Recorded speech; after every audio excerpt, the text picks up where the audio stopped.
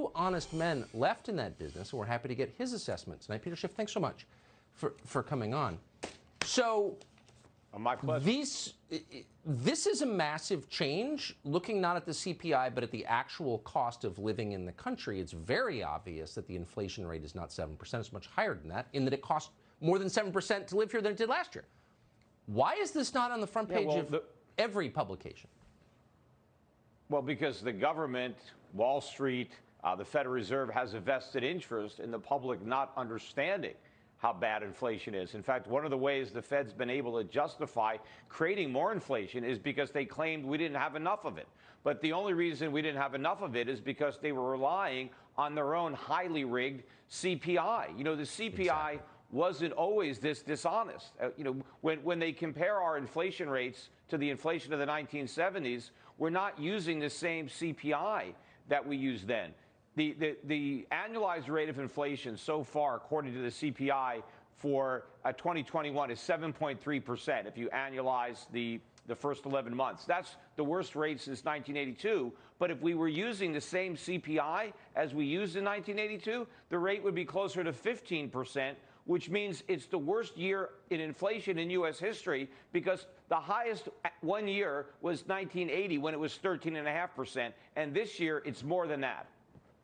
So I guess I don't understand why no one's being punished for this crime. I see people destroyed, literally destroyed, for voting for the wrong person or hitting on the wrong person at a party or supporting their brother over text messages or whatever.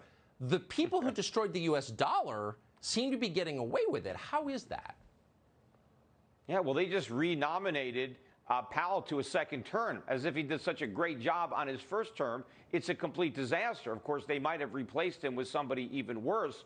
But this is the only way the government can finance all the spending. You have the Democrats now promising all sorts of stuff for nothing. We're going to get free preschool. Everyone's going to get paid family and medical leave, and no one's going to have to pay for it. Nobody's taxes are going up. We're paying for it through inflation, because the money to pay for all this government is being printed into existence, and then it's spent into circulation. And as it's spent into circulation, it's driving up prices. And when Jim Cramer was talking about all the money we're spending, yeah, the problem is we're not earning it, we're printing it, and then prices are going up. Our productivity is collapsing. We just got the worst productivity numbers in 62 years in this country. Our trade deficits are exploding. The economy is imploding. It is a mess. We just can't see it because we're blinded by all the inflation. Right. Really quick, how long till the investors have lost faith in the U.S. dollar? That's why they're running to crypto. How long till the rest of the world loses enough faith that the U.S. dollar is no longer the world's reserve currency? Well, people still have confidence in the dollar and the Federal Reserve. I don't know why they've gotten so many things wrong. You know, I think the people that are running to crypto are unfortunately running in the wrong direction. They're probably jumping from the frying pan into the fire. But eventually, the world is going to leave the U.S. dollar. The dollar is going to collapse. Money is going to flow into other currencies. It's going to flow into real money, gold and silver. It's going to go into real assets, stocks, real estate, mostly outside the United States, because we're going to be the epicenter of a coming currency crisis and sovereign debt crisis that's going to make the financial crisis of 2008 look like a Sunday school picnic. Yeah, this is bigger than coronavirus or pronouns. This is big. I don't know why it's being ignored. You are not ignoring it, and I appreciate it. Thank you so much.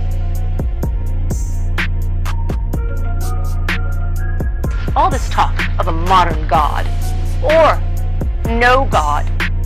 There is one God, the God of the Israelites. And he is a stern and vengeful God. And we have been mocking him far too long. And now he demands retribution in blood. It is time to declare yourselves. Take sides, the saved and the damned. Read the good book. It calls for expiation, blood.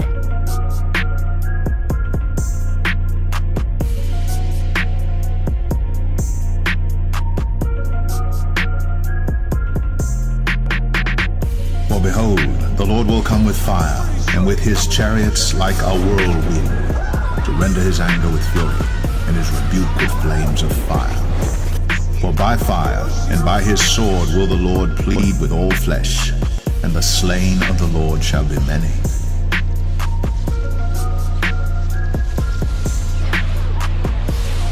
behold, the Lord will come with fire, and with his chariots like a whirlwind, to render his anger with fury, and his rebuke with flames of fire.